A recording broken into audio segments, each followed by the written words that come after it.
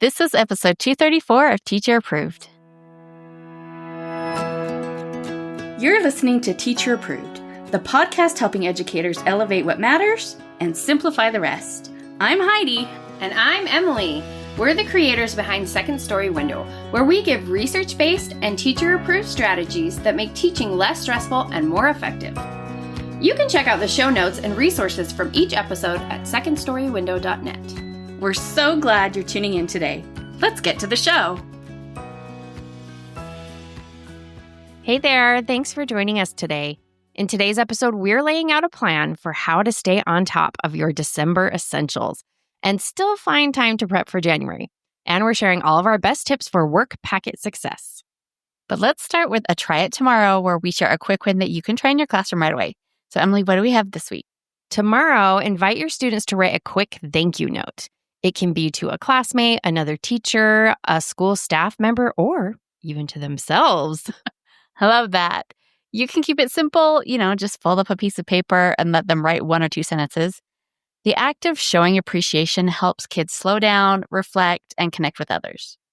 It's such a great way to infuse a little more gratitude into the day. And bonus, it only takes 2 minutes. If you like this idea or anything else we share here on the podcast, would you take a second and give us a 5-star rating? Ratings and reviews are one way that new listeners find us, so everyone is actually a huge help to us. December in the classroom is a strange mix of joy and chaos. On one hand, there's so much to love about this time of year. The excitement, the traditions, the sparkle in the kids' eyes. Being a teacher in December can be so much fun.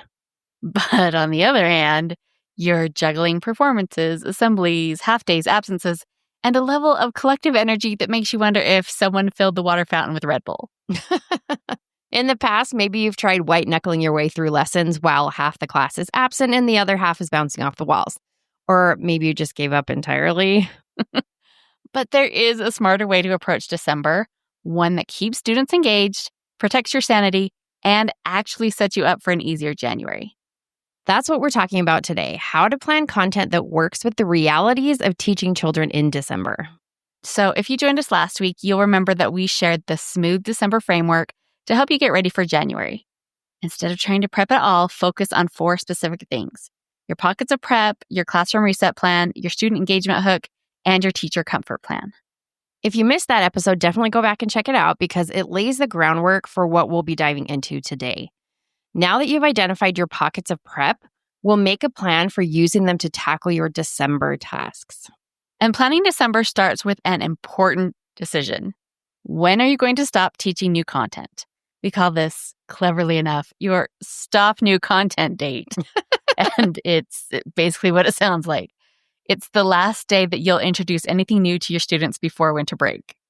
Despite what your pacing guide may say, at some point in December, teaching new content really just stops being productive because kids are too distracted and the absences are too frequent. And then you end up reteaching everything in January anyway, which means you aren't actually saving time by pushing through. You're just creating more work for yourself. So how do you figure out when that stopping point should be? A good rule of thumb is to plan to stop teaching new content about 2 to 4 school days before your winter break starts. Now, to figure out your specific day, ask yourself a few questions. First, what is your last full week of school? That's probably when you want to wrap up any new units. Second, when do interruptions start piling up? If you've got concerts, assemblies, or parties scheduled, those are likely to eat up a lot of your instructional time. And third, which units absolutely must be finished before break? You might have to teach double math lessons for a day or two so that you're not starting January already behind, but that is doable. So take a look at what has to happen before the end of the month and work backwards from there. Then choose your official stop teaching new content date and write it in your planner. Circle it and make it official. That's the finish line. Everything before that date, you're covering your regular content. But everything after that date, you are in a different mode. And that shift is where the magic happens because once you're past that date, your goal isn't to teach new material, it's to reinforce, review, and reset. This time of year, your schedule is as full of interruptions as Swiss cheese is full of holes, and that's why we call these Swiss cheese weeks. We did have a cute name for that. Those are the weeks where there's a regular day of school planned, but the day is anything but regular. And, that makes planning really tricky. You can't pretend it's business as usual, but you also can just throw everything out the window. Because you just aren't going to have the same amount of instructional time that you normally do, you need a clear picture of what's essential. Take a look at your pacing guide, your scope and sequence, and anything else that informs your planning. What content absolutely has to be covered before you start winter break? Now, these are your must-dos. This is what has to be done before you hit your stop new content date. When time gets short or your kids are distracted, focus on the must-dos and be flexible with everything else. Knowing what you absolutely have to cover helps you recognize where you can make a cut without getting completely behind. Of course, no matter how well you plan, the day can still go off the rails if student behavior does too. So, next week, we will talk about how to keep expectations alive and your classroom running smoothly all the way to break. Okay, are you with us so far? You have now identified your stop new content date. You've got a strategy for covering essential content. And now the big question, what do you actually do during those last few days before break if you're not going to teach any new content? So those days are for review, reflection, and reset. Plan as many independent activities as your students can handle and look for ways to limit how much time you have to spend teaching whole group or small group lessons. Obviously, this is not a long-term plan. Your students do need lessons, but 2 days before break, is another math lesson really going to make the difference in their achievement this year? No, I think not. In fact, it may make things harder because your class will be checked out, and trying to force them to focus will lead to resistance and behavior problems and resentment and reteaching later all the stuff they didn't absorb. So adopt a plan B schedule and make everyone's life happier. Now, to be clear, this is not about time filler. You're not wasting learning opportunities. You're just restructuring how that learning happens. Think review worksheets, games, digital practice, or educational videos. This is the time to revisit everything that you have covered in the last 4 months. One of my favorite meaningful time fillers was setting up stations and having kids rotate through all the math games that they had learned this year.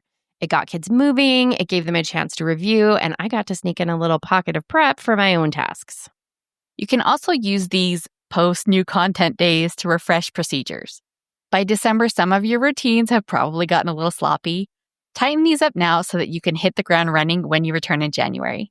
Also consider if you want to reset your class jobs, reorganize your classroom library, or have kids clean out their desks, because future you will be so grateful to walk into a tidy, organized classroom in January. And, our favorite thing is helping out future you. And in your planning, don't forget some joyful structure. These are activities that feel festive and special, but they are still structured and calm. Work packets are one of our favorite forms of joyful structure, and we will talk about those in our teacher-approved tip. But also consider seasonal read-alouds, kindness challenges, or simple art projects. The goal is to sprinkle in some seasonal spark while still keeping the structure high and preventing overwhelm. Okay, let's pull everything together so you know exactly what to do next. Step 1, identify your stop new content date and put it on the calendar. That's your finish line. Everything before that date is new learning. Everything after that date is for review, reflection, and reset. Step 2, figure out your December must-dos. These are the lessons and assessments you absolutely need to finish before that date. Inside the December Teacher Survival Kit, there are 2 pages to help you with this. One is the December Content to Cover page, and that's where you list all of the lessons, activities, and assessments that you would like to teach. And then based on that list, you create your must-dos and could-dos page. That step alone is a game changer because it helps you see what really matters and what can wait until January. Step 3 is to make a list of meaningful activities for those post-content days. Think review projects or calm seasonal activities that your students can do independently. And there's a page for this in the Survival Kit too. It's organized by categories like review, learning games, and videos so that you can gather all of your ideas in one place. In these last few days before the break, plan as many independent activities as your students can handle. This is how you get ahead without adding to your stress. While your students are busy doing their independent work, you've created a little pocket of prep time where you can tackle your independent work, meaning all the tasks it takes to wrap up December and plan the start of January. Step 4 is to make a master list of all of the tasks needed to plan and prepare your December content, your meaningful time fillers, and the first few days back in January. The list will be long, but don't worry. Our next step is our secret weapon. Step 5 is to use your pockets of prep planner. This is the key to the whole system, and here's why. The Pockets of Prep Planner helps you match every task to your situation. It's organized around where you are working, digital tasks, classroom tasks, workroom tasks, and by how much time and energy you have. Now, obviously, you could do this with just a piece of paper if you don't have the survival kit, but the survival kit has cool drop-down menus so you can quickly tag each task based on priority and the effort that it requires to complete. Yeah, it's a pain to fill it out, but this sheet is the most teacher-approved of all our teacher-approved tips. We cannot overstate how helpful this is. Let's say your students are watching a short video. You've got 15 minutes. You're in your classroom and you're running on low energy. You open your list and see Create January Welcome Slides. Boom. That's the perfect 15-minute low-energy classroom-based task for that moment. Without that list, you're going to be spending your limited pocket of prep thinking, what should I do now? But this way, you can just look at your list. You can see exactly what fits the moment. No decision fatigue, no wasted minutes, and no wondering what's important. You just pick, do, and move on. And truly, those small moments add up. A 10-minute pocket here, a 15-minute pocket there. That's how you're going to make real progress without working nights or weekends or winter break. Yes. So let's recap. Step 1, pick your stop new content date. Step 2, decide your December must-dos. Step 3, plan meaningful time fillers. Step 4, make your December to-do list. Step 5, plug those tasks into your Pockets of Prep planner. Follow these steps and you will walk out in December knowing that everything for January is ready to go and that winter break actually gets to be a stress-free break. So now you've got a full plan for how to get through December with your sanity intact. But before we wrap up, we want to leave you with one final reminder, the reason that all of this matters. This isn't just about checklists and planners. It's about protecting your future self. As you're planning your December, keep in mind what future you needs. What would make walking into your classroom in January feel calm instead of chaotic?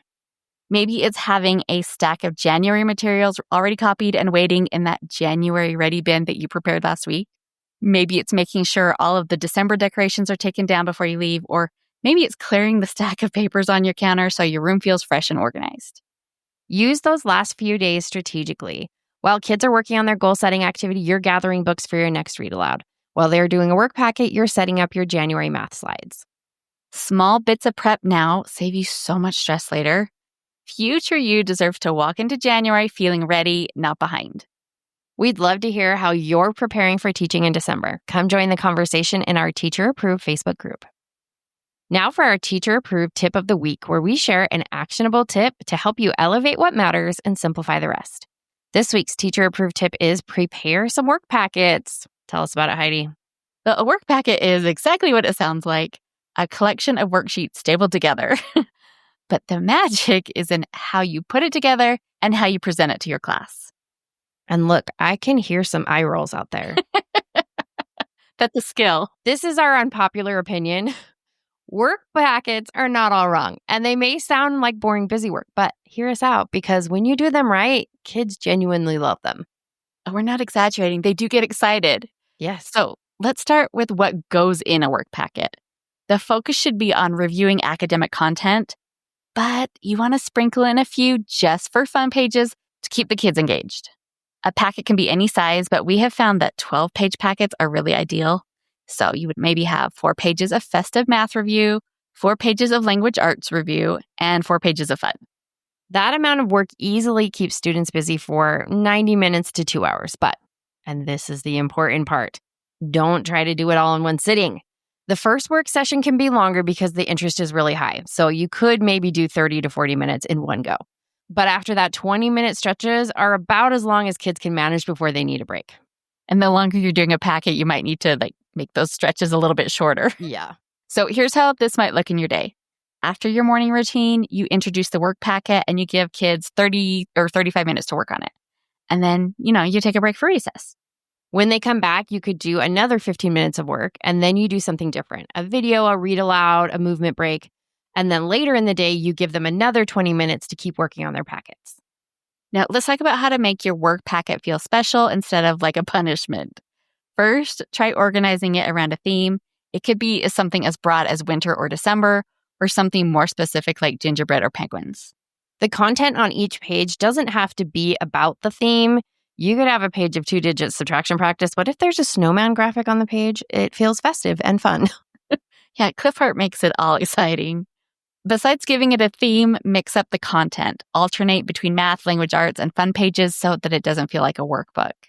And third, leverage the power of choice. When you introduce the packet to your class, make a big deal about this. You get to decide what order you work in. You can start wherever you want and do the pages in any order. Kids feel so much more invested when they have control over their work. That simple choice transforms this whole experience. Now, if there is a specific page you need everyone to complete, like maybe you want to use one page for a grade, you can include that in the directions. Like, everyone needs to do the multiplication practice on page 3, but after that, you can do the pages in any order. And here is our copy saving tip. Reduce your master pages to 50% and then copy 2 activities onto one page. Now, if you run those copies double-sided, you can fit 4 activities onto a single sheet of paper. And obviously, that does reduce the amount of room for writing. And we've done this successfully with students as young as 2nd grade, but if you teach 1st grade or kindergarten, you might want to test out the reduced page size first. In 2nd grade, I feel like some of them enjoy the challenge of having to write in these tiny little spaces. The beauty of work packets is that they are engaging for students and they give you time to work. While your class is quietly reviewing 2-digit addition and solving winter-themed word searches, you can be preparing materials for January, organizing your classroom, and tackling anything else on that Pockets of Prep list. It's a total win-win. Students are doing meaningful review work and you're getting ahead instead of falling behind. So if you're looking for a simple, low-stress way to fill some of that post-content time in December, give work packets a try. Your students might surprise you with how much they enjoy them. To wrap up the show, we're sharing what we're giving extra credit to this week. Emily, what gets your extra credit? I'm giving extra credit to the coconut milk bath soak from Herbivore. Okay, listen. Okay. This stuff is not cheap. In fact, I've had 2 jars of this for years that I've been hoarding because it's too special. I didn't want to just use it on any old bath. But I finally decided that was stupid because they were literally getting dusty. I'm like, I'm going to use them. I'm just going to use them. And then I figured I'd use it up and then forget all about it. But the bad news is that it actually is amazing. And now I want to buy more. But it smells incredible and it makes your skin feel so soft. So put this on a splurge list for yourself or a really nice gift for a bath-loving friend. And I just saw it's on a lightning deal on Amazon. So I may have to go grab a couple more jars. Yeah, that's a good idea. And think about how you might want to pamper yourself during winter break. Everyone deserves a long, luxurious bath. So might want to grab those. That's why I'm sharing it right now. I figured it would be good for self-care or a really good gift idea. So perfect. Check it out. Links in the show notes. What are you giving extra credit to, Heidi? I guess this is self-care, but it's much less exciting. I'm giving extra credit to the Next Care Max Hold waterproof bandages. Ooh la la. And that's a mouthful to say. I will put a link to them in the show notes, but if you are at the store and you're looking at all of the bandages, these ones have black writing on the front of the box that says Max Hold, and they definitely live up to the name. It says they hold for up to 48 hours, but literally after 48 hours, I had to get out my sharpest little craft scissors and do Band-Aid surgery to get it off. I just couldn't peel up any of the edges. They were too secure. But the thing is, this hasn't given me any kind of allergic reaction that I normally get from wearing Band-Aids for a long time. And I actually did try switching over to regular Band-Aids. And by the end of the day, half my leg was covered in hives. So it's the worst. If you have a need for waterproof Band-Aids, definitely grab a box of these. I have been very impressed. Well, I'll have to add them to the stash. That is it for today's episode. Figure out your Stop New Content Day and work backwards from there. You have got this. We hope you enjoyed this episode of Teacher Approved. I'm Heidi. And I'm Emily. Thank you for listening. Be sure to follow or subscribe in your podcast apps so that you never miss an episode. You can connect with us and other teachers in the Teacher Approved Facebook group. We'll see you here next week. Bye for now. Bye.